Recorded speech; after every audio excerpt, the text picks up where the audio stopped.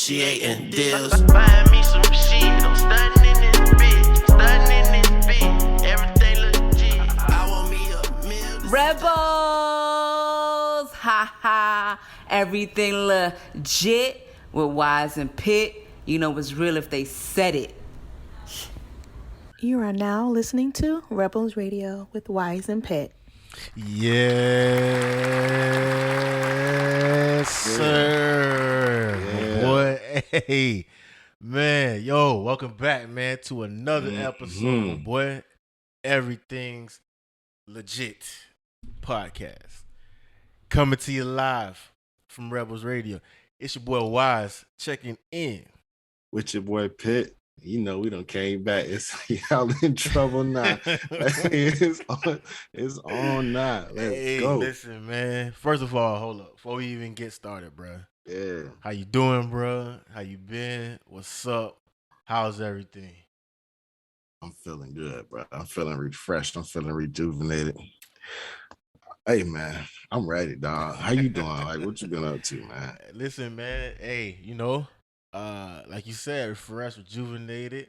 You know, it took some time to recalibrate, do what we gotta do. Yeah. It's been enough going on where they've been knocking at the door like, all right, it's time to jump back in and get back situated and, you know, do what we do, bruh. So it's good to be back. Everything bruh. legit. Come Season on, 3, man.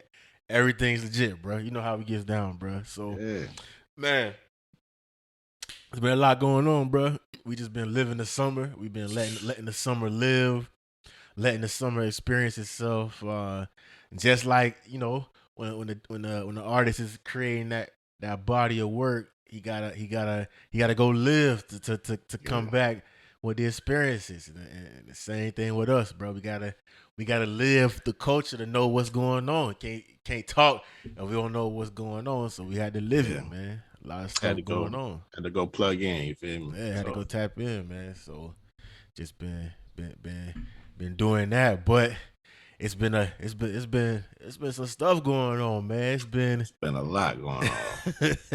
It's been some and usually we start off, I like to tap in and ask you where you want to start. But today, because see, one of the last season, when you and I recorded an episode. Yeah. It was around the time Kodak got released from prison.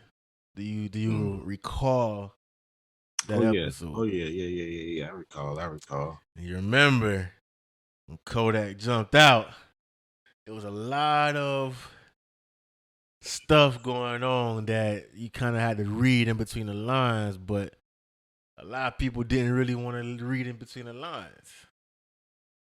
So now it kind of feels like I think we should revisit that conversation. What you think? Hey man, run it. I'm just saying. So when Kodak jumped out, we seen him moving around. He had a squad with him. Yeah. And he the name of this squad was Sniper Gang. Same squad that he was running with before he got locked up. Day one. But it was a whole different group of dudes. And felt like the main sniper, the main one was missing. Am I wrong? Did it look like that, or am I off on that when I say that? I mean, I remember that episode. I remember when we talked about it, when we discussed this.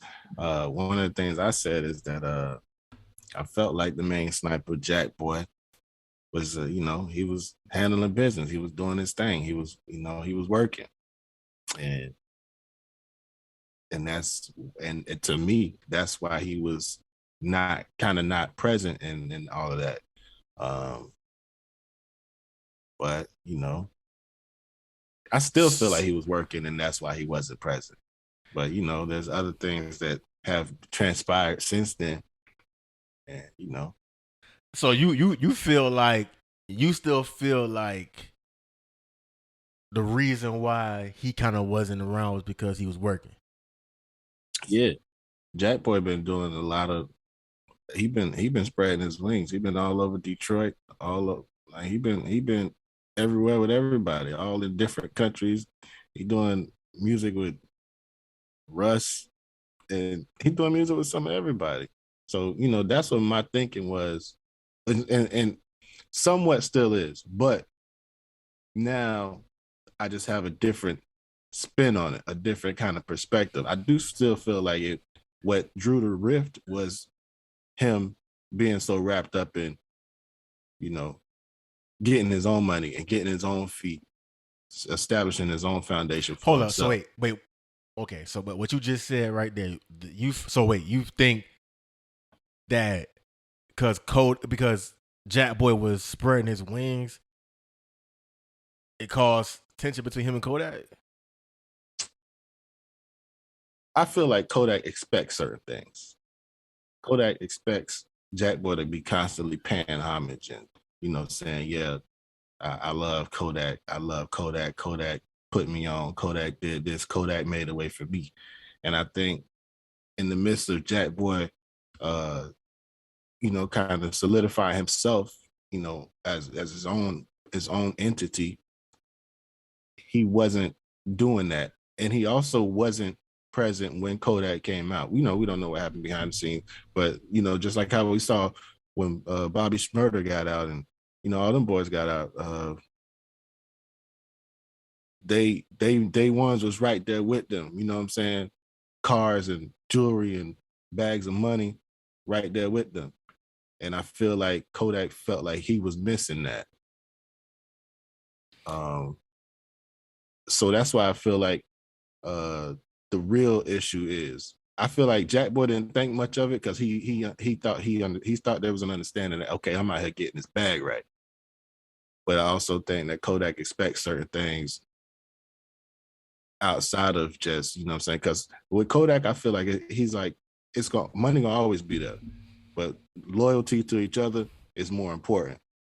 To Jackboy, he like, I ain't never had this much money. I want to keep running this bag up. But isn't it because one of the main reasons why Jackboy is in his position that he's in is because he's the most loyal one out of Sniper Gang, right? Like he's Kodak's right hand man. He's the one that Kodak can close his eyes around, right?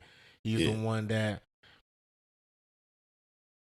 put in work for Sniper Gang, right? So if he's that one, how much more does Kodak need from him? That's my thing. My thing is like everybody when they see Jackboy, they automatically gonna think Kodak. Yeah, so you are. Yeah, you there. Yeah, that's not even optional. You can't even look at Jackboy without thinking about Kodak. But like I said, I feel like Kodak wants this constant praise, almost like I saved your life. You know what I'm saying? You need to continue to make it known when it's not necessary. But I just feel like that's the way Kodak is. I mean, yeah, I can see that. I can see that. I think the timing of everything is weird. While Kodak is having to sit down and is forced to sit down, I mean, Jackboy was the only one really holding things down outside. And it just felt like when it was time for Kodak to jump out, whoever was in his ear saying, hey, this is how you need to move now if you want to elevate your brand. Because he came out and he been moving different ever since. The music been sounding different. The squad he rolling with is different. It's just he just different. And so if he's trying to elevate and go to another level and he feels like Jackboy ain't the one to take with him, failure to have that conversation with him is a little iffy, especially for somebody that's been holding you down and loyal, and when you in and out, when you jumping in and out, he's the only one that's holding down what's going on at home. Mm-hmm. And then for Kodak to jump out, and now, he's running with this new group of dudes, and they doing their thing, and they have a distinct sound. The music that he's dropping with them doesn't sound like the Sniper Gang music he's dropping with Kodak. It's a whole different sound. I mean, with Jackboy, it's a whole different sound. And then they turn around, and now, not only does he have a problem with Jackboy, but now he got a problem with Wizkid. Mm-hmm. Right? I feel like when Kodak got out, he wanted to change his identity. He wanted to step away from a lot of things that he was involved with before, and he also wanted to elevate his brand. He wanted to elevate, the things that he was associated with. And with him and Jackboy, that's more like brothers, like friendship. You know what I'm saying? They so close that you see them and you don't really even think about the business side. You don't think about the branding. You think about Kodak and Jackboy, like just like he said in that song, like Jackboy and my G, we like Batman and Robin. You know what I'm saying? Like that's them. They like that. And so when he came back, he was on I'm trying to elevate my brand. I'm trying to expand. So he went back to the city, and he wanted to do things more on the business side. So he went and he wanted to sign artists. You know what I'm saying? Not saying that Jackboy wasn't already an artist, but he wanted to be the CEO. He wanted to be the label head. You know what I'm saying? So that's where he wanted to take his brand at that point. So he goes and he gets these guys, Psycho Bob, Wizkid, and Wham, and I feel like he didn't have a full understanding of how to do this, or he picked the wrong dudes. Because these dudes, I feel like they expected to be where Jackboy is, or quickly elevated. Like they expected to not have to put in no work and just be millionaires overnight. You think the new Sniper Gang thought that? Yeah, especially Wham and Wiz. Okay. Because those are the ones who all of a sudden, I want out of my contract. I didn't know I signed for $30K. I mean, you did it because it was Kodak, it was Sniper Gang, and it was $30K that you didn't have before. Yeah. And you knew that you was going to keep making money on top of that. But see, now they don't got to a certain point. Even with like Wiz, he talking about I'll pay him $100K to get out of my contract. Anybody in business knows that you telling me that you're going to pay me 3.5 times what I gave you. That means me and you both know that you worth more than that to me if I'm your boss. You signed a contract. Yeah, I mean, I feel like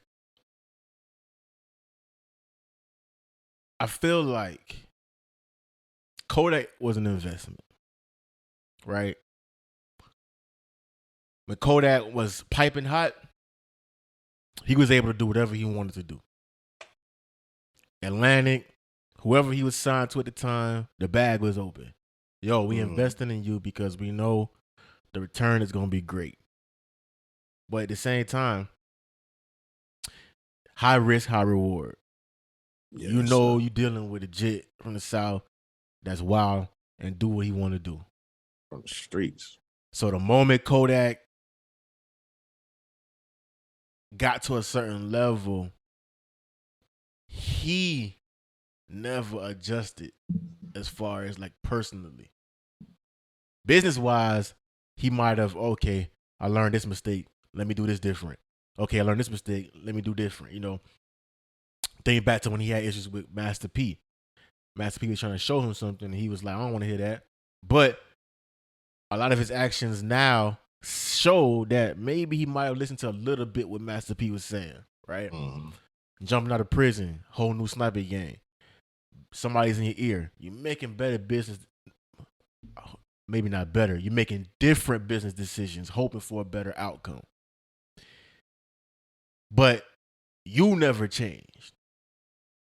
So now these companies, these labels is dumping all this money into you.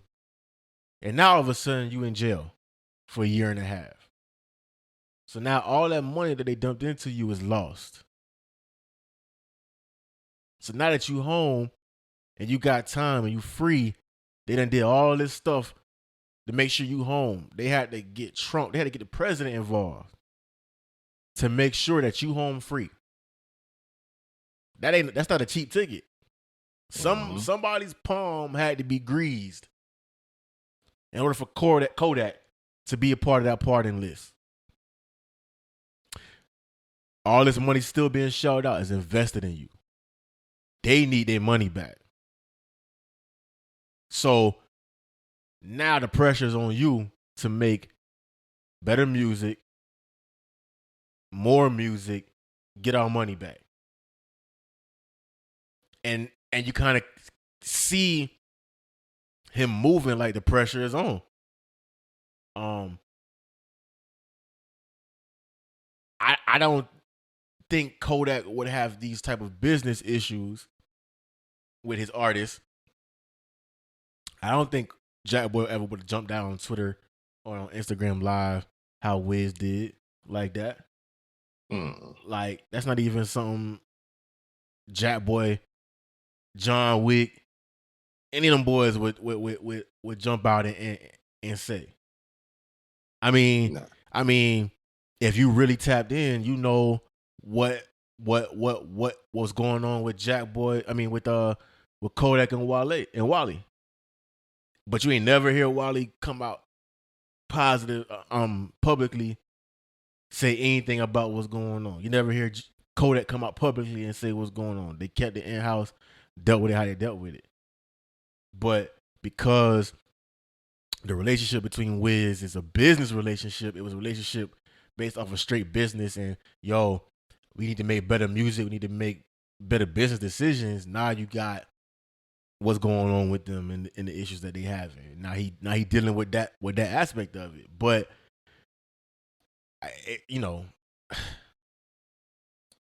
whatever he's trying to accomplish, I hope that he just doesn't isolate himself. Yeah. I mean, you can. The thing about Kodak is that you can look at him and tell he's still got a lot of maturing to do. So, I mean, of course, we all, especially from the crib, hope that he, figure that out. But that's just one of those things. That's something he gotta go through and grow through. He just gotta learn how to, you know what I'm saying? Because like we said, when he jumped out with the new sniper gang guys, I feel like he wanted to make a change, and like you said, the pressure was on him to make that change, to figure out how to quickly make a bigger return. Yeah. So he went into it with some knowledge, but not complete. He didn't really have it all. You know what I'm saying? He just figured, I'll figure it out as I go. So, I mean, I wish him the best. You know what I'm saying? Like you said, the music is different. I feel it's better. It definitely has a bigger sound. I could tell he probably not as hungry as he was, which is natural because he got money now. But he has better production, better engineers. Yeah. I mean, I really like that Haitian Boy Kodak project that he dropped. Yeah. Yeah. Speaking of just sniper game, so we were talking about him coming out adjusting new sniper game artists. So we think about So I thought about, I'm thinking about the new Sniper Gang artists, right? The new artists that Kodak has signed, and they're part of Sniper Gang. Talented, right?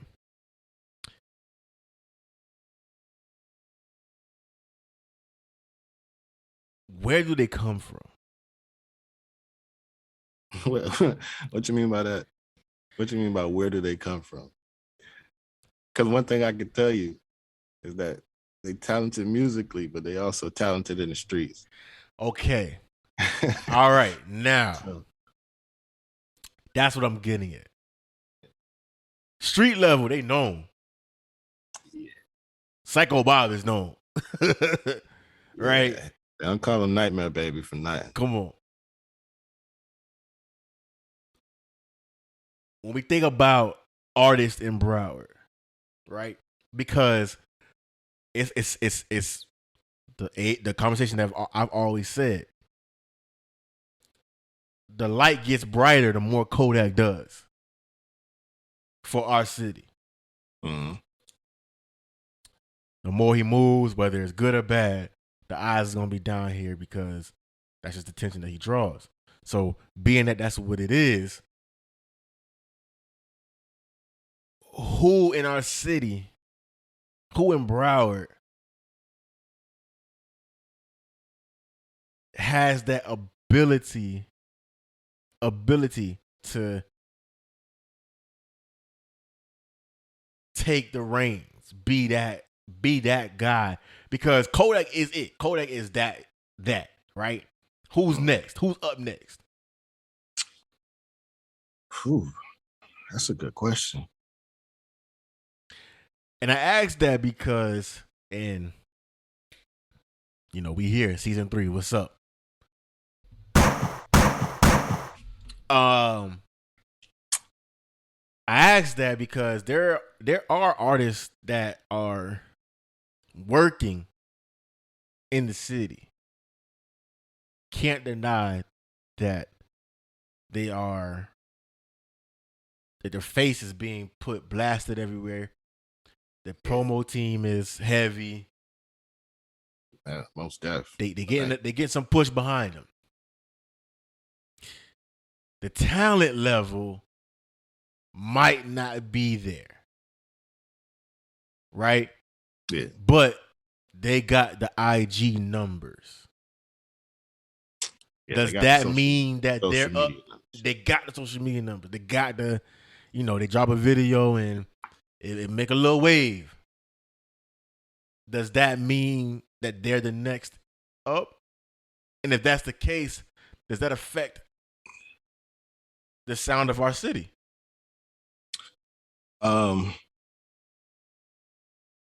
Well, the first part of that question is about the social media numbers and the push behind them. Yeah, I think that does matter. But it matters because of reach, you know what I'm saying? And when you're actually in the city, when you're actually from Broward, there's two very distinct things going on. You got the people with the potential to influence. They may not have the actual talent, but it's been proven that you don't really need talent anymore. You just need to be able to make kids listen to you. Now, there's a lot of those. And those, you know what I'm saying, those are the ones who would be considered next. Although the ones who actually got the talent, this is my opinion, this is my honest opinion, I feel like they don't really care to have the I guess the fame. Like they don't mind having social media numbers, but it's kind of like the difference between somebody like Drake and Big Crit. You know what I'm saying? Yeah, we know who both of them are, but we also know that both of them dropped the album today, one of them is going to do tremendously better than the other. But the one who isn't doing as well as the other, as far as those numbers, is okay. You know what I'm saying? He's happy because he knows his lane. He knows himself. He knows what he does, and he knows that he's dope. But I'm even not with saying- that, Crit got to put in work. Like Crit got to build a solid fan base, because course. you can't if you're an artist that is about the quality, but you don't care about the quantity, or you don't care about the fame, right? What you doing it for? Because if you have an artist that is not as talented, but they are all about getting this attention, garnering this attention, like you said, being able to have the kids listen to them, they got the numbers. They got the attention.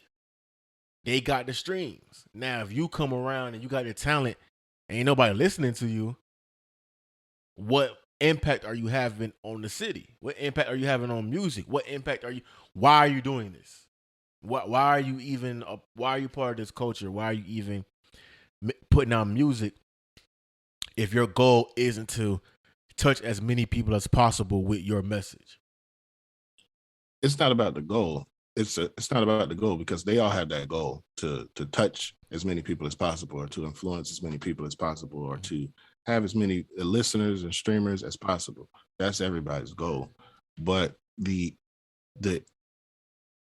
once you realize that, you know what I'm saying, this person got a whole promo team, and let's say I got a deal. I got a deal, but it ain't like I ain't got the promo deal. I ain't got my face ain't plastered all over the city, but people know where to find me. People gonna find me. People gonna stream me. I know people who've seen me grind. You know what I'm saying? Those people never forget that. But when these new guys come out of nowhere, you're like, dang, he got, a couple 100,000 followers. Let me check him out. And then you hear it, and he's not that good, but it's like, wonder what all the fuss is about. And you keep listening. Eventually, you know what I'm saying? You may not even be a fan of that person, but when he come on, you ain't gonna skip it. You're like, you know what I'm saying? It's like, okay, it's good enough. It's decent. But that's kind of like us settling, right? Like, we just kind of, all right, he's out here, he's making the most noise. We kind of just gotta go with it, because if there ain't nobody else putting pressure, who else we gonna support?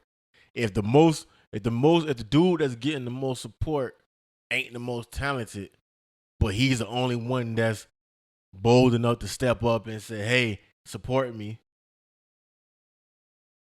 what other option do we have? I mean, and that comes through with their actions. He act like he want to be supported.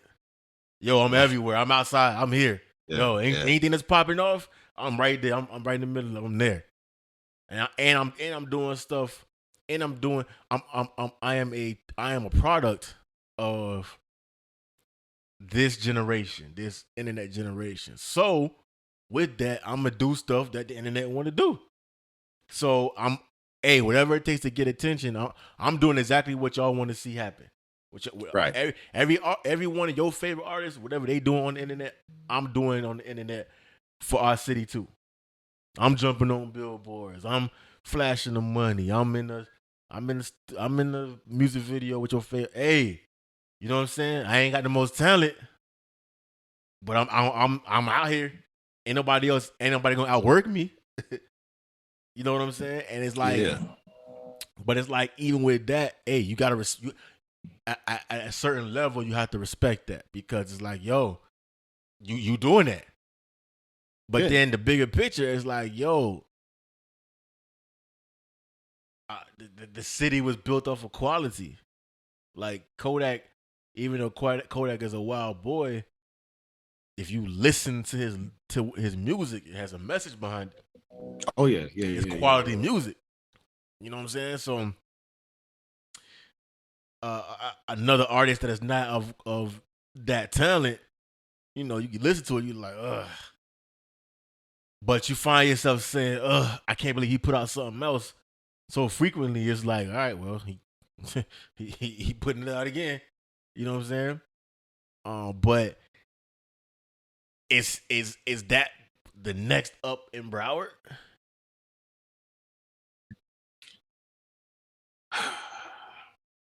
Who's the next artist in Broward to say who when you think about Atlanta, whoever was the hottest, there's always somebody behind them coming up. Right? That's how you keep the attention and the music in your area. You put one on, and while he's jumping on, you building the next 2 or 3 behind him, so at least one of them can jump on. That's Atlanta is known for that. They farm system of music of artists is excellent. We got 2 of the biggest artists, 3 of the biggest artists down here. We got 2 of the young boys, Kodak, one of the faces of the new generation, Rod Wave, one of the faces of the new generation. Then you got Ross, one of the legends. We got everything it takes to have the attention down here. But who they grooming? Who next? Who coming up? Who do we put our trust in and say, all right, you doing everything. You got the attention, you got the music, you got the quality, you got the look. You represent what's next in our city. Who is that? Hey man, that's a tough question because you know how we do. You can jump on Twitter, jump on Instagram, and you go. Some of the first faces you're gonna see are FCG Heen. Who else?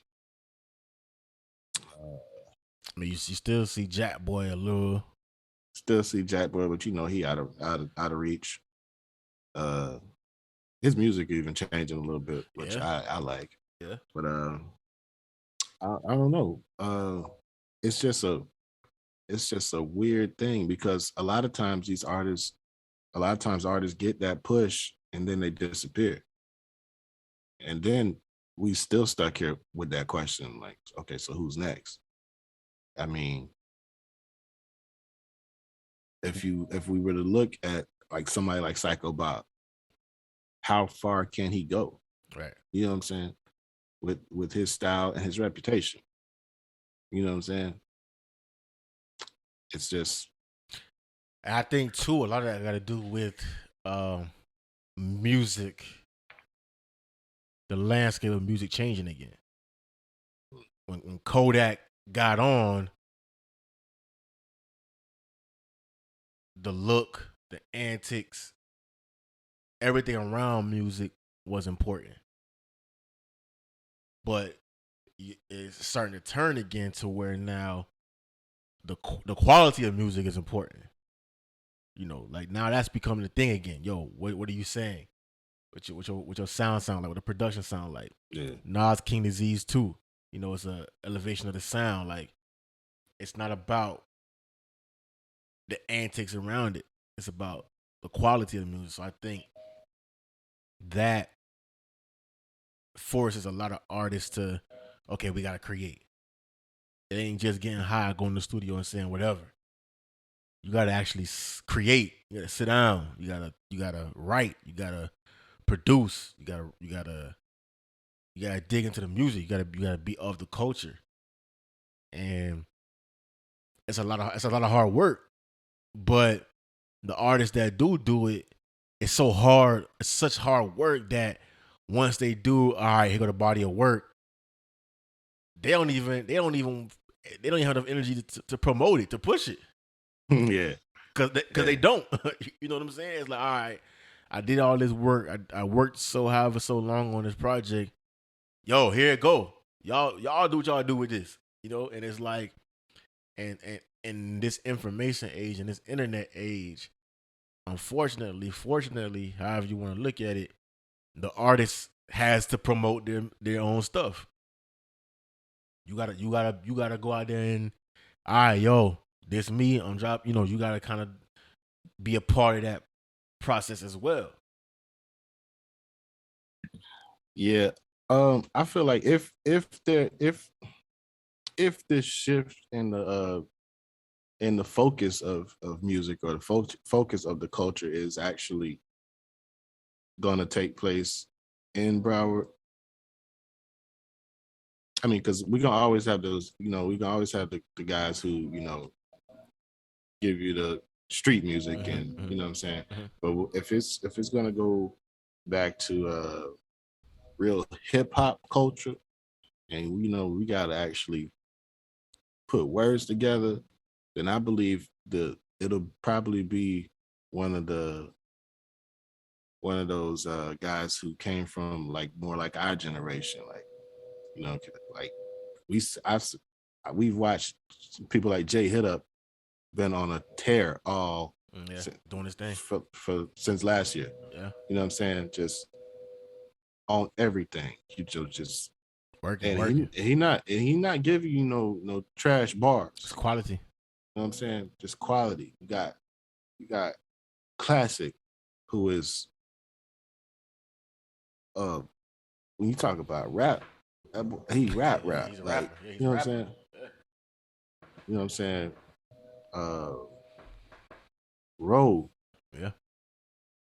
Been on a tear lately. Yeah.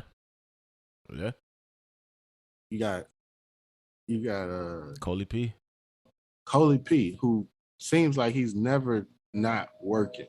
You know what I'm saying? Like every time, even when you're not hearing new music from him, you still like he's still there. Like you still see him. Like you know what I'm saying? So there's this side where, and I think a lot of mainstream is not even exposed to that yet.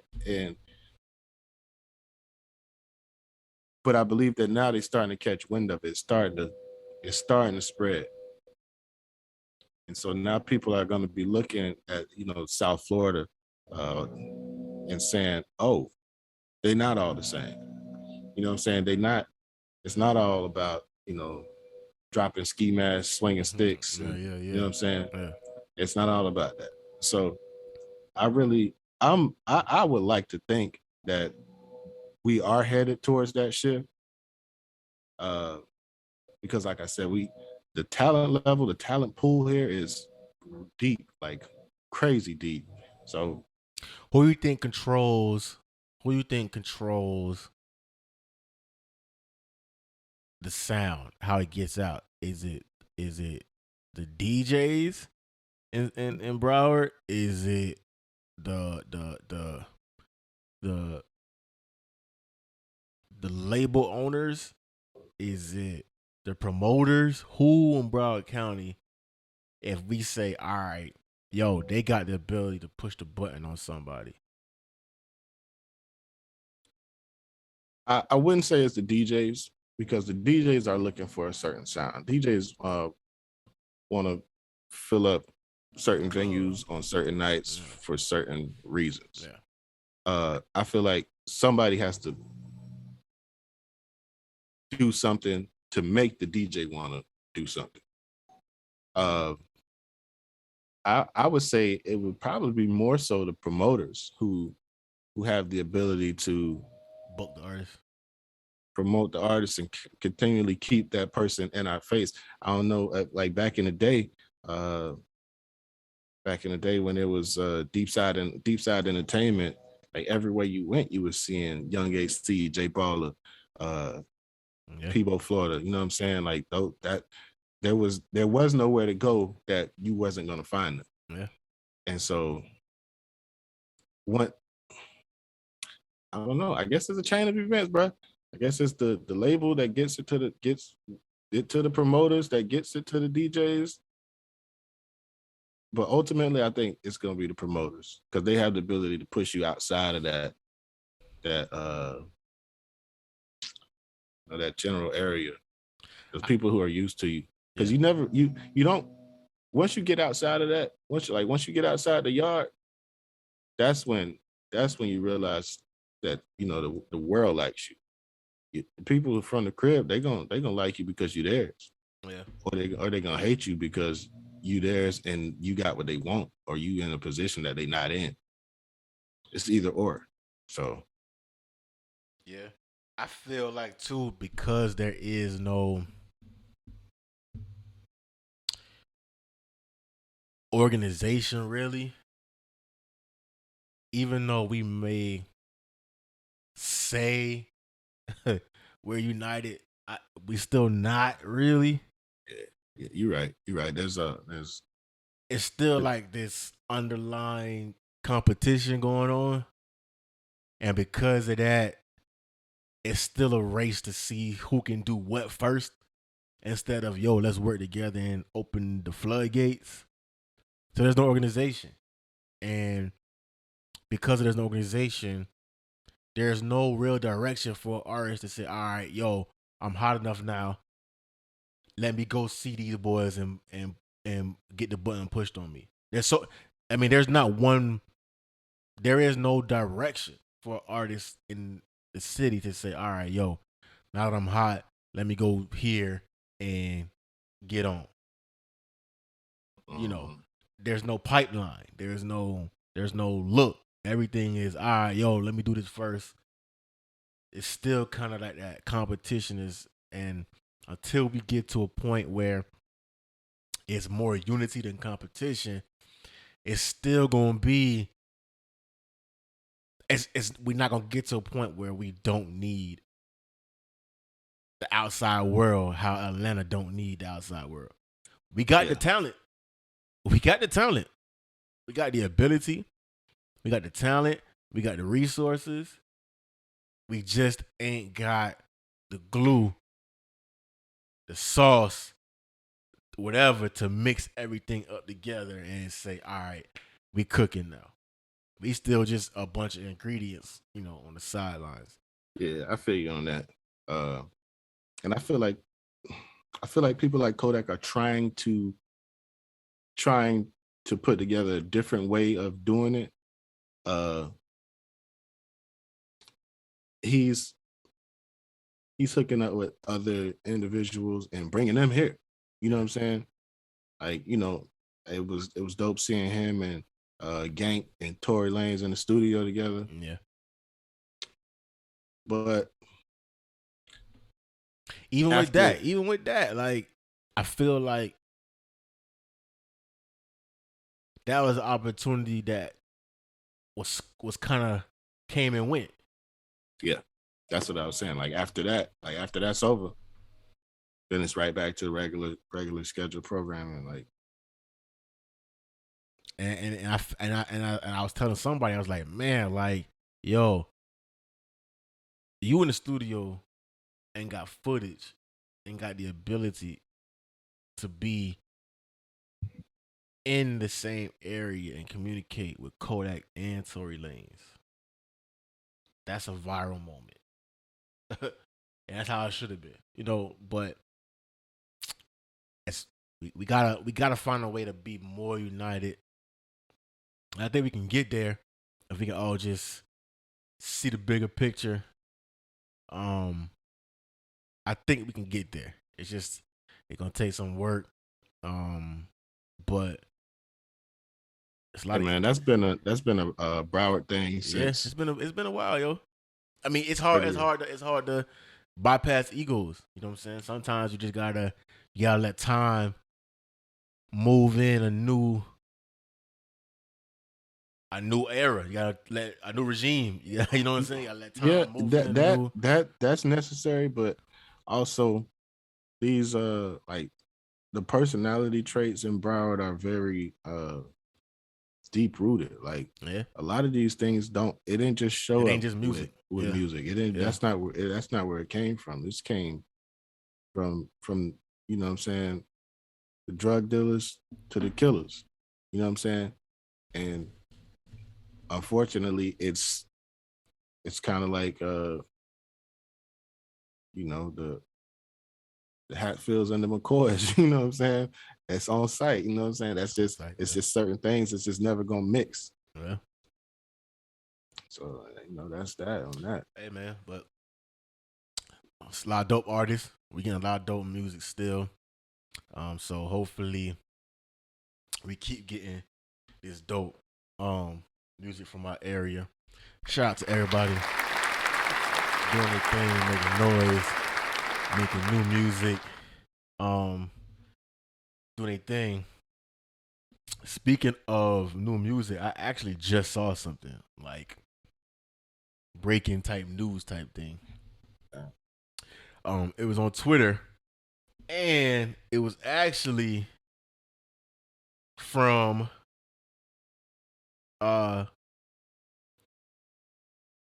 Kendrick Lamar. Oh yeah. Yeah.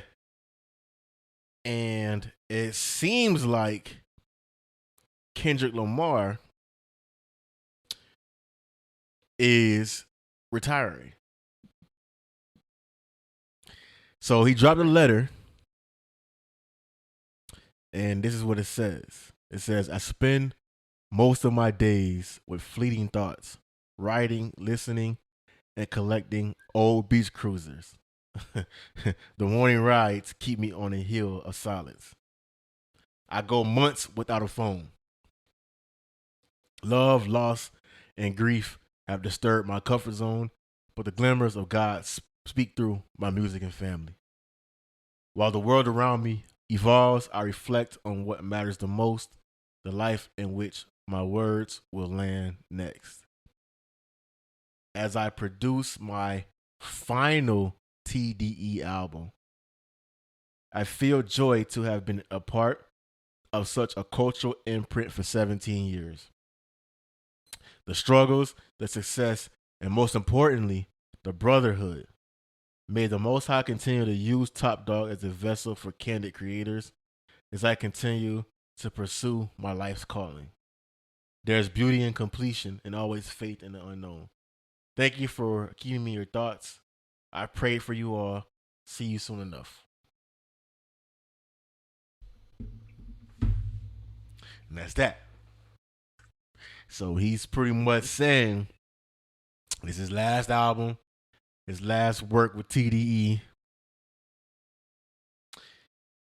What do you think? What's your thoughts on that?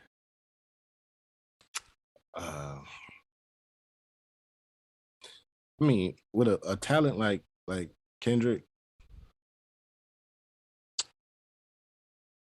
you the me that I am and the me that I am is not easily moved by stuff like that. But the impact that Kendrick has had on the culture is what affects me. You know what I'm saying? What you mean? To kind of just imagine, like even with J. Cole and everybody else dropping music, and we always thinking, dang, you know what I'm saying? What's up with Kendrick? Where's Kendrick? And then to hear that, it's like, okay, at least we're gonna get some music finally. But in the 2, 3, 4 years in between his projects, he's constantly mentioned with the greats. You know what I'm saying?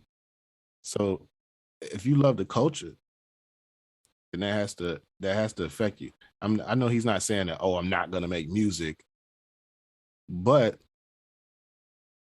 we are already getting a limited supply every time. So it's like, how do you even fathom the possibility of not having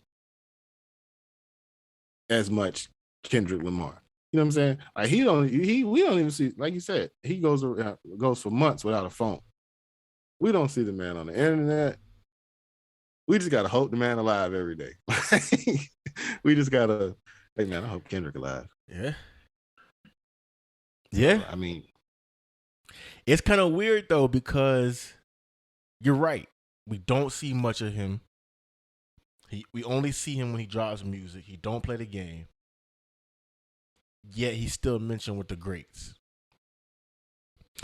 If you remember, man, almost a year ago today, when Kendrick had to jump on Instagram or something, or Twitter or something, and he had to make that post and tell, he was like, yo, Top, tell these people to stop throwing dirt on my name. You got these people thinking that I left the label. Remember, like about a year ago, was a whole bunch of rumors.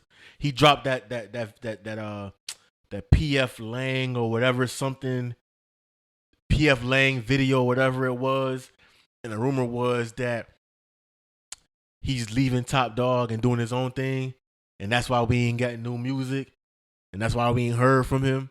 Mm-hmm. And then he had to come out and say, yo, Top, you letting all these rumors come by, you ain't saying nothing. Enough is enough. Matter of fact, he said specifically, yo, Top, you got to stop them from smutting my name, man. They've been smutting my name all year. You ain't said nothing. Enough is enough, man. Got him saying, I done shook the label and all that. They must don't know about that. That pickle juice that under your red cap, man. About the sweat that's holding the red cap together. Reason why it don't fall off your head, man. The lubricant. You need to tell them that the reason why that cap don't fall off your head, man. So why would I fall off? Watch cartoons, man.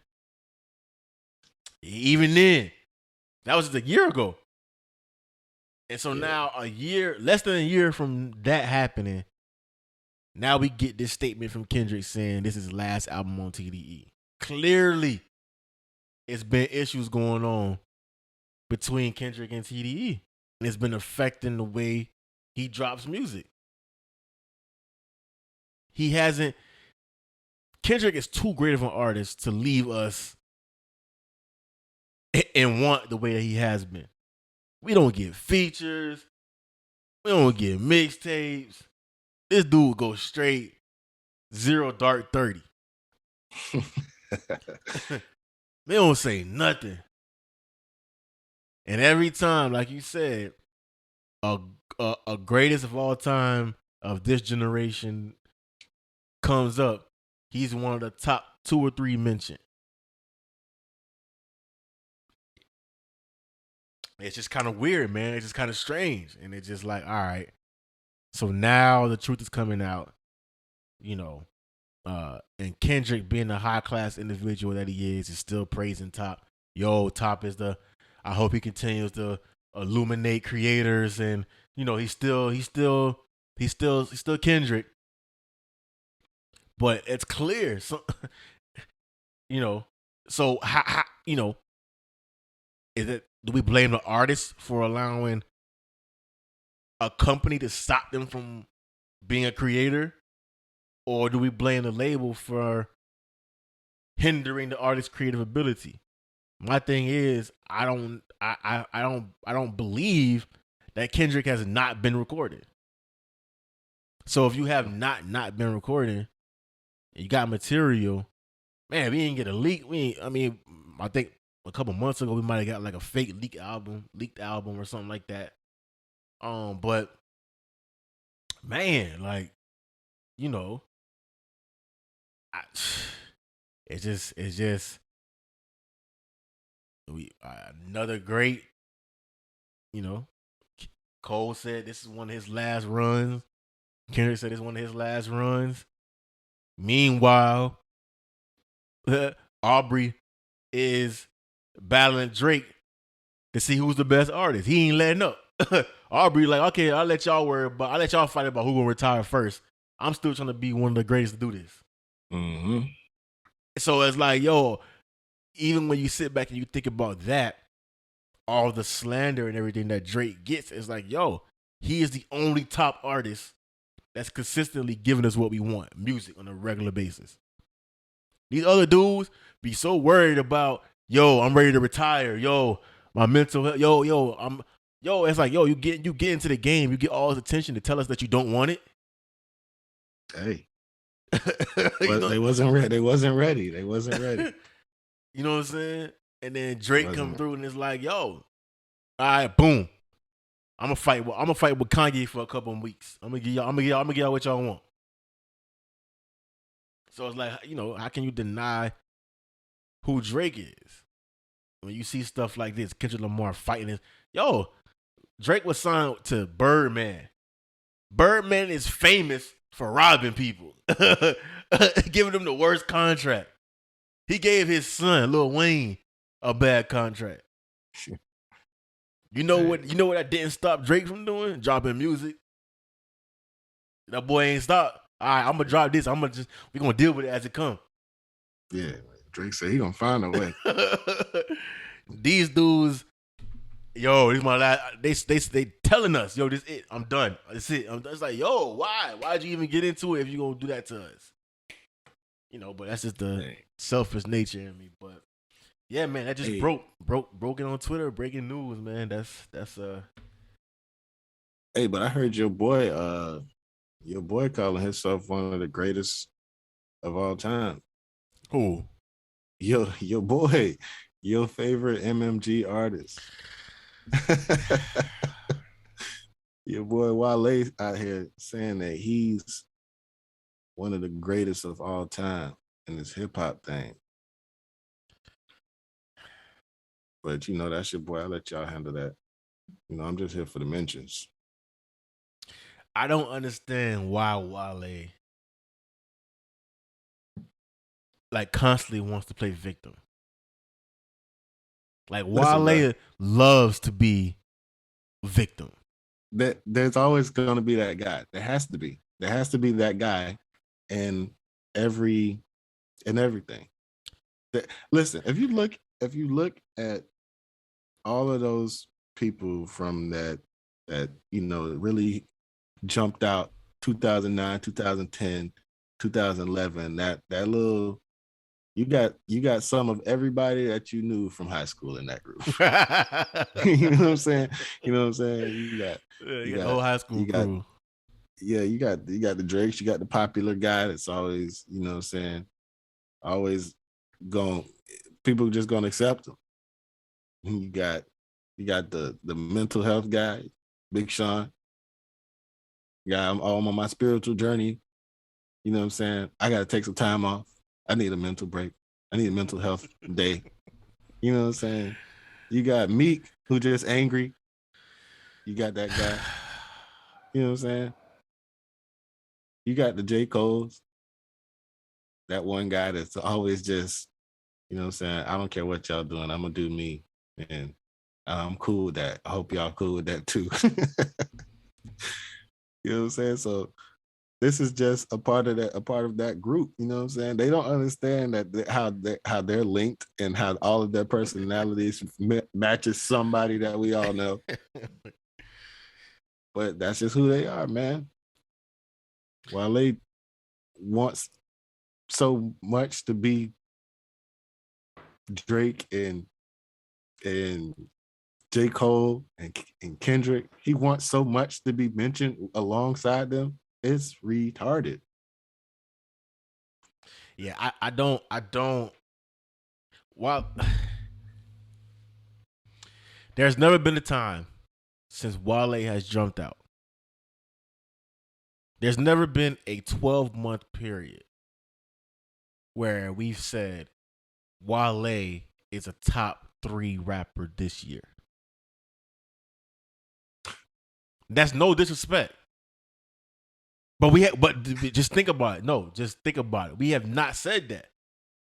But Wale has a lane. Yeah. Wale every summer is going to give us a heater. And Wale is going to keep one for the women in the tub. Wale has a very specific lane that not many rappers can do. He has that LL Cool J type thing mixed with a little bit more poetry. But Wale has made some decisions where it was like, all right, bro, that track ain't for you. Half of Wale's MMG catalog can go. He was experimenting way too much on trap beats, and it's like, Wale, this is not your lane. So even when you take into account that, it's like, bro, you are a great MC. You're one of the best MCs from DC ever.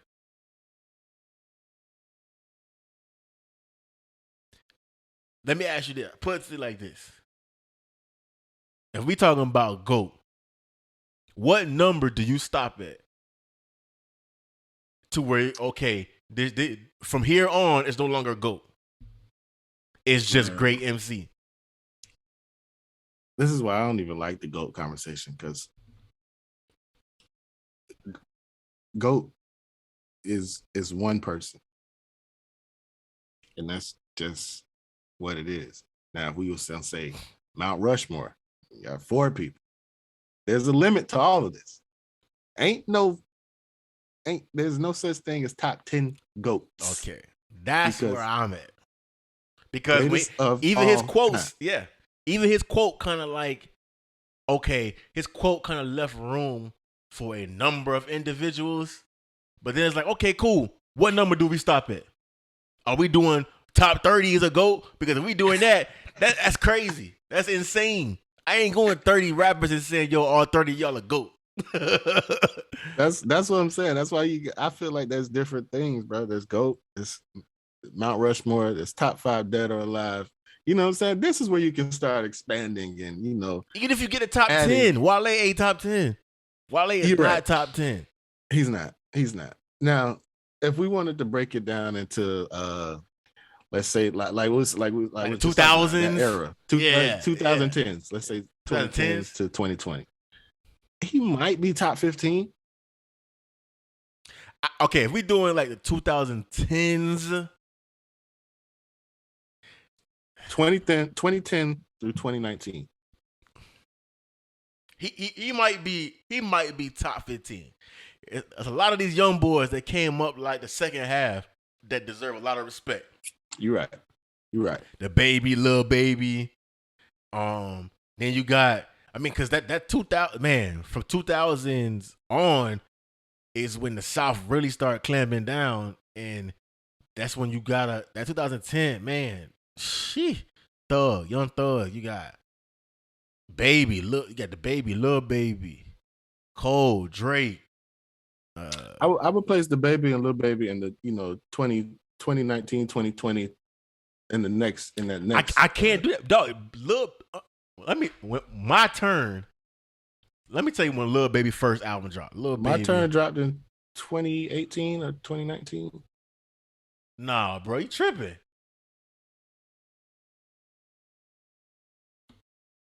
I'm tripping. No, wait, no. My Turn was his second album. So his discography. Oh, yeah. He had the other one. So his first album, his first like major release was Harder Than Ever. Yeah. That's 2018. So, okay. So, yeah, I guess so then. I guess I would put like that Baby, Lil Baby, the Baby in that 20, closer to the 2020 frame. I don't know. If that's the case, if I did like that, then maybe Wale would be top 10 of the 2010 generation. But even that's a stretch. Let's see.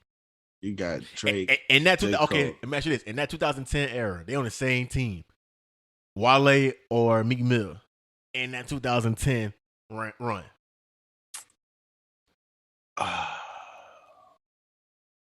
I've always liked Wale more than Meek, but I didn't like either of their personality traits.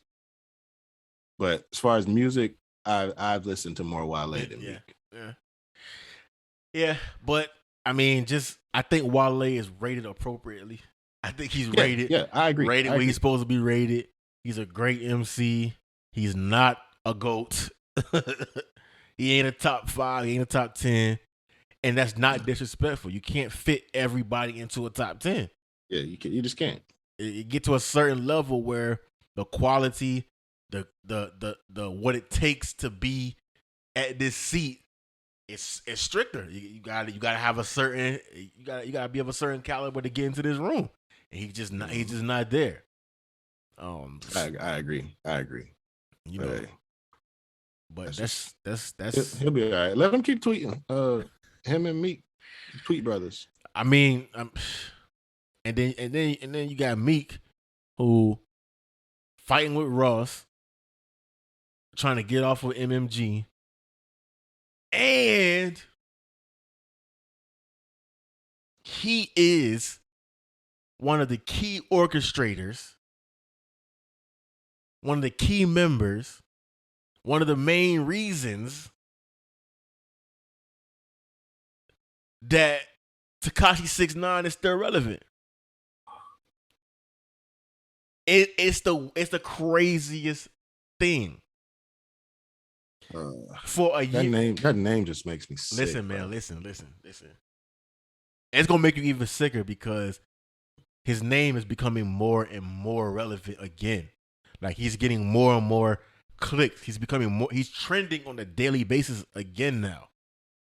For a whole year and a half, while he was going through his situation, everybody and their mama, I'm not doing a song with 6ix9ine. I'm not doing this with 6ix9ine. I'm not doing that with 6ix9ine.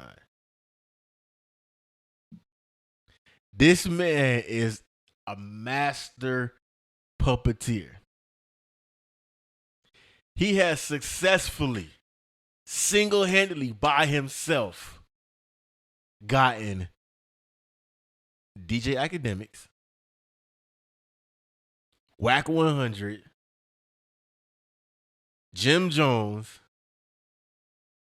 and Meek Mill to talk about him almost daily. Not only that, for the past 2 weeks, I have watched on the internet 6ix9ine successfully do an interview with Whack 100, who's supposed to be this gangster dude. Sat down, did an interview with Whack 100. 6ix9ine took that interview, created a beef between him and 21 Savage. He flipped the beef between him and 21 Savage to 21 Savage versus Whack 100. Then when he flipped it to 21 Savage versus Whack 100, he stepped back and watched the two of them go at it. So now 21 Savage and Whack 100 sending threats to each other over the internet. Yo, when I see you, it's on site. Yo, they on the internet talking crazy to each other. Meanwhile, 6ix9ine just in the background, keying it up. From there, Jim Jones gets involved. From there, Meek Mill gets involved. And now, it's to a point where 6ix9ine is literally gaining sympathy. The narrative is being changed around him. There's an interview getting ready to come out that they interviewed Shotty, one of the dudes that he was linked up with. They are literally reinvestigating everything that has happened around 6ix9ine. And people who are reinvestigating it are finding reasons and excuses for what he did. I saw a clip floating around this weekend, Waka Flocka talking about 6ix9ine. These are people who swore up and down while he was locked up, while he was going through what he was going through. Yo, I ain't dealing with him. But they can't stop talking about him. Waka Flocka on tape saying, yo, for everything who 6ix9ine represent, he's supposed to be this kid on the internet, and if they was real, they would have known not to get involved with him. He ain't no street dude. But for everything that 6ix9ine stand for, him snitching was a real thing. They're literally giving him leeway and rope to come back into the culture and do what he's doing again. And we sit here and we watching it. We let DJ Academics is one of the voices of the new generation. DJ Academics got put on by exploiting what's going on in Chicago.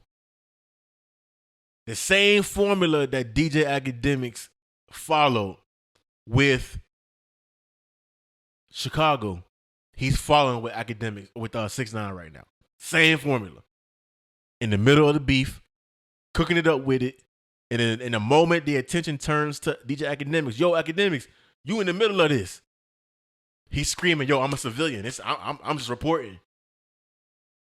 But it's like, yo, you doing more than reporting. You right in the middle of this. You allowing this to happen. And now we get a point where 6ix9ine is becoming relevant again for anything but music.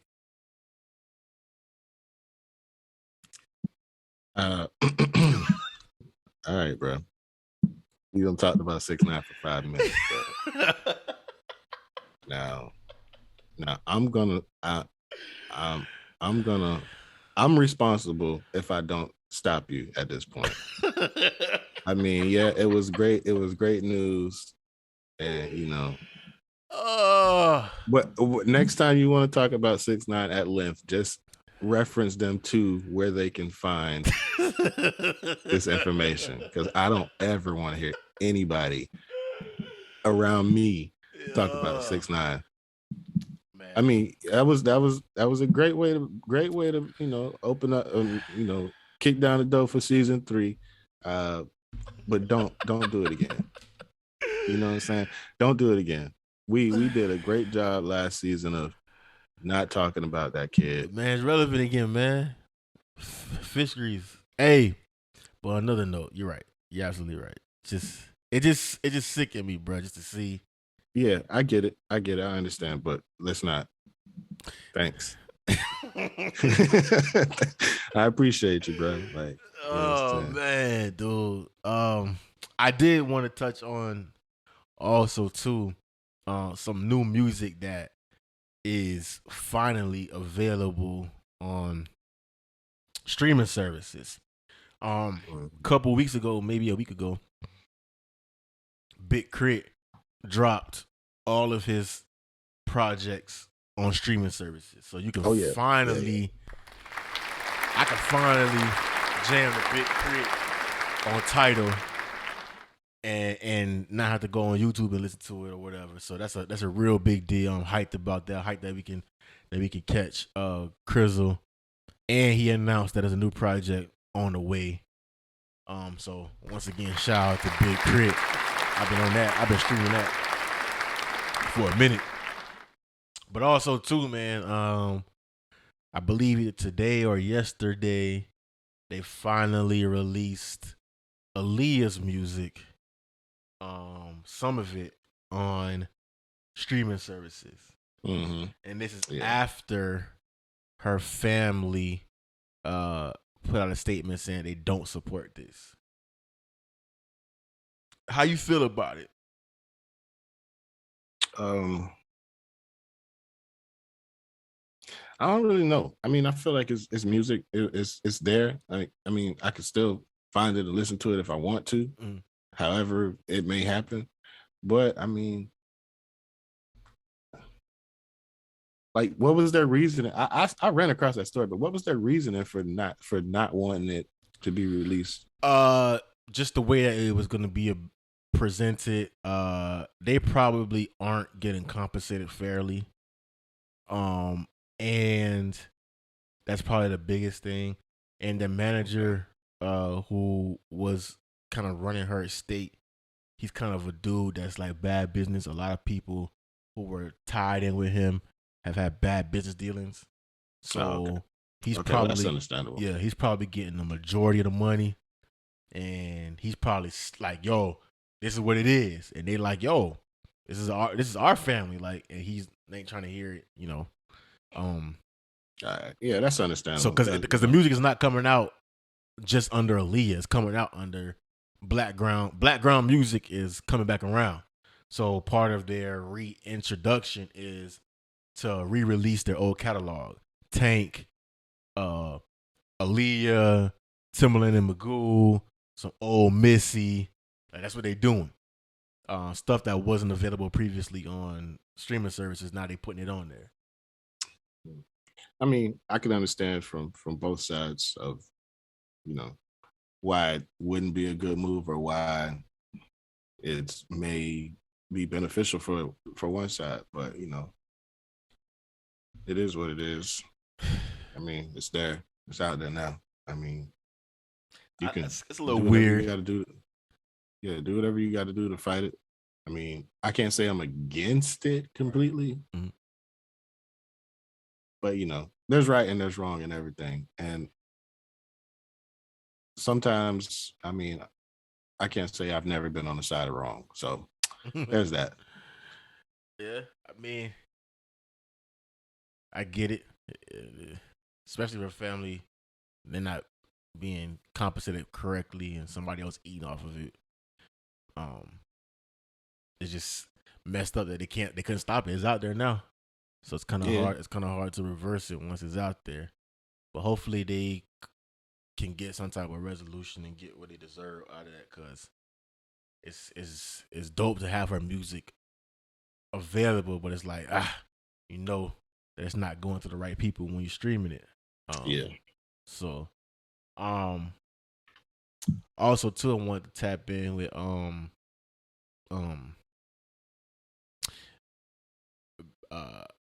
battle rap. There was a battle a couple weeks ago that I saw, Murder Mook versus Tay Rock, and Tay Rock and Murder Mook just kind of showed it once again, while he's one of the best MCs in the game, one of the best battle rappers ever. But I brought it up because September 25th, Summer Madness is coming back around, and they just dropped the card for Summer Madness. So they got Murder Mook versus Reed Dollaz. They got Sue Surf versus John the Don. They got Geechee Gotti versus Calico. That's gonna be a real good one. K-Shine versus Hollow the Don. That's gonna be a good one. Easy the Block Captain versus Chess. And that's the card, man. That's gonna be September 25th. I think that's in Houston. Yep, that's in Houston, Texas. So battle rap. Reed Dollaz still battle rapping? Yeah, Reed Dollaz versus Murder Mook. That's gonna be he going against a Titan too. So that's gonna be an interesting one. Sue Surf still battling. So I think we talked about it before. I like battle rap, but I hate all the delays and repeating the bars because the crowd is too loud. Hey, hold on. Y'all chill out. It's a part of the act, man. It's part of I the know, but it just I'm the same person who, if I'm watching a TikTok video or something and they're just prolonging, and then the story is actually only 30 seconds, but they're using a minute and a half to say, you know what I'm saying? You're not going to believe this once you see this. Like, try to get to the end. You're like, all right, get to it. All right, I don't even care no more. Like, I don't even want to hear what you're talking about no more. Like, I just hate it. It bothers me that I have to sit through this, and then you repeat that bar again, and then they get loud again, and you repeat that bar again. Like, man. Nah, I feel you. But it is exciting once you get to that bar and you're like, oh, okay. Yeah, okay. I like that. But yeah. You gotta get to the bar like first. Come on. Oh man. Yeah, man. I kind of want to catch one of these, because I do like the way that they're doing it now. I don't know how long it's gonna stay around, where because of COVID, there's really not a crowd. But the crowd is kind of like in the back. So on video, you can't see the crowd. Only thing you see is the two MCs, and you see Smack, and it's just them. So it's a different energy. It's like Smook, like Murder Mook versus Tay Rock. It was just them. It was Tay Rock, Mook, and Smack. And so the energy's a little different. And then on top of that, just the issues that Tay Rock and Mook already have. So the tension was already like on tilt. It was already great. But behind the wall, about 10, 11 feet away, they got a crowd of people. So they're not in front of the MCs. Mm-hmm. They might have like a screen or something back there where they can see them, but they can hear them. And so what happens is, as they rapping, you can very faintly hear the background, hear the crowd. So if they say something crazy, the crowd gets louder, and then you could be like, oh, and then that's when they like, and so like the whole battle, Tay Rock probably got the loudest reaction, so he said something, and that's when you could actually hear the crowd in the back, and he was like, yo, y'all hear me, and he talking to the crowd, and like everything was just different. It felt different, so I kind of like that element of it. But I don't know, man. I like battle rap. To me is like the essence of hip hop. It's just rap. It's just bars. Like ain't no beat, and it's just you and the mic and your opponent. And if you got it, you got it. If you don't, it's gonna show. You know what I'm saying? But shout out to battle rap, man. Shout out to URL, Caffeine. Shout out to Smack. Doing their thing, man. Like I'm a huge fan of battle rap. So speaking of battle, one of the last things I want to tap into. I know it's kind of old news, but I kind of want to just get your thought on what's next. We had one of the best verses. Actually, I don't even know if it was the best. It was kind of a slaughter. It was kind of a massacre. The blowout of Dipset versus the Locks. New York was on stage, was on the forefront, and the cheat code Jadakiss once again showed out. Yeah, and Dipset got humbled. And it was ugly. I heard a lot of people say that was one of, if not the best verses, and I'm like, y'all are tripping. It was the most one-sided verse. Yes, the entertainment value was high. Yeah, because it was one-sided. Yeah, and the fact that it was New York in the Madison Square Garden. Yeah, and that energy is what made it exciting. You know what I'm saying? And you know what I'm saying? And the way Jadakiss, he controlled that room like he wrote the script for everything that was gonna happen. Controlling the room. Jadakiss is an artist, bro. Like, oh yeah. In a room on a stage full of people, he had control of everything. It's hard to do that. Yeah. But it was ugly. It was a massacre. It just, to me, it showed the level. It showed, how can I put this? Without sounding disrespectful, it showed. It's okay to sound disrespectful, by the way, because I heard you say that a couple times today. It's okay to sound disrespectful. Listen, it showed the slow death of New York music. The Locks, I can see that, was of quality music. The Locks was about quality. The Locks was about production, bars, presentation.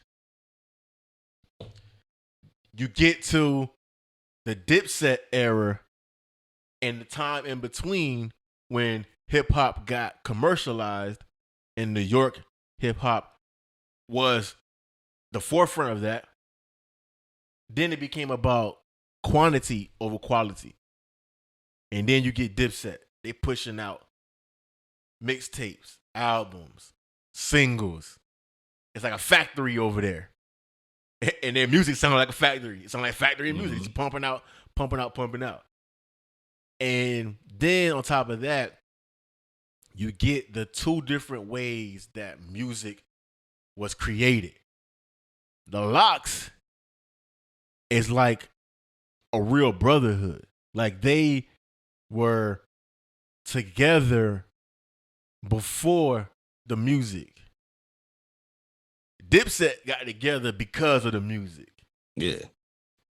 And now that the music is kind of not in their favor, they don't have a relationship. So when they on stage, it looked like, yo, what's up? I ain't seen y'all boys in a while. Meanwhile, the Locks looked like we were just eating dinner last night. Like we been like the Locks is tour ready right now. They tour ready yesterday.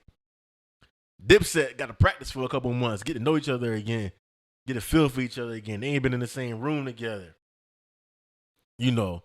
And it just felt like that. Felt like that was the way it was happening. But where does Versus go from here? Where do they go from here? I've been seeing the comedy Versus pop up with Dave Chappelle and Damon Wayans.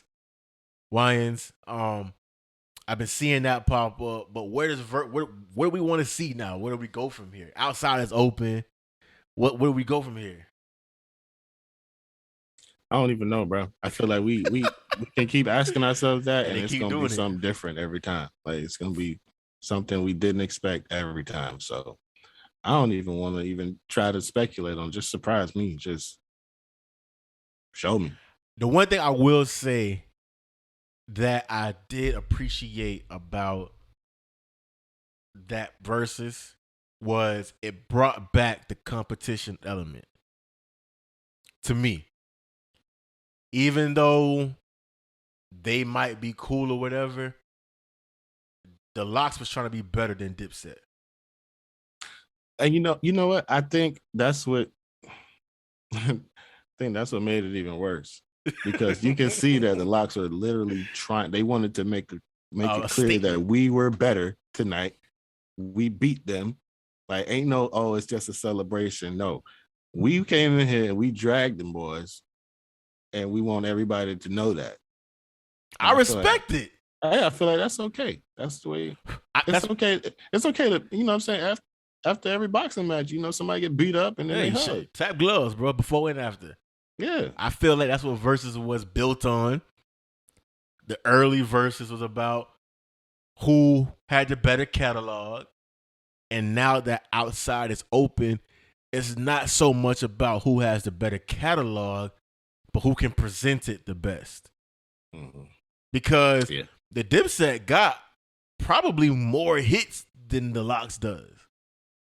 But the Locks know how to perform. They know how to present. They know how to package it up and give it to you. They know how to be artists. They're not just studio artists. They are They are artists. You know, and I think to me that makes a difference. That makes a difference between them winning and losing. Like they presented it in a different way that you gotta respect it.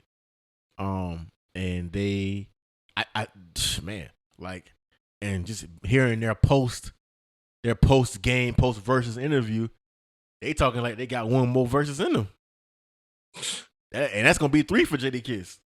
You know what I'm saying? So he about to go in the Versus Hall of Fame. Man, he already there to me. Hey, man, Jada is that man, that dude. Cheat code, bro. Like, it's he was going around screaming top 5 dead or alive, and I remember that time people was like, I don't know, but I never doubted him. By the way, you got that man discography and this, his range and the ghostwriting he's done, man. Dude is a straight up monster, man. Yeah, just like when they was like, oh, that's Puffy, that's Diddy. It was like, I wrote this. It was like, oh man, who's that? Cameron. It's like, all right, Cameron, it's time for you to shut up now. you trying to call him out? He telling you, I wrote this. Yeah. And then you see Diddy in the comments. Yeah, Jada wrote this. Jada wrote my verse for All About the Benjamins. Yeah. Crazy, bro. Man. That's one thing I like about verses, when you get all those little underlying stories. The underlying stories, dog. The underlying stories are the best, bro. Just looking here, bro. Just making sure we don't forget nothing on our first episode back, bro. The last thing I did want to mention that I did see that kind of just like, yo, they tripping.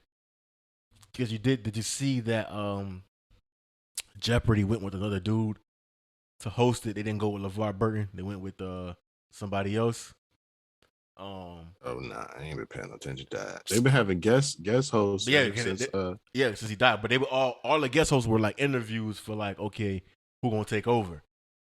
So anyways, they went with this dude who was like one of the producers on the show. That's who they went with to go as a permanent host. But it just came out that he's part of some type of scandal, and now he has to quit Jeopardy. And so now Twitter going crazy because it's like, yo, y'all should have hired LeVar in the first place. Like, he's a clean cut image, and everybody knows that's who should be the host of it. So now there's this big thing going on Twitter about trying to get him to host Jeopardy again, second time around. So hopefully that man gets it. LeVar deserves it, man. That's a culture. He's a staple, bro. Like, you know, if you was born in the 80s, you couldn't help but see him growing up on TV, bro. So,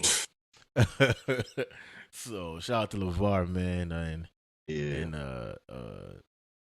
all that. Oh, speaking of LeVar, before we get up out of here, NBA is not preseason, but summer league just ended.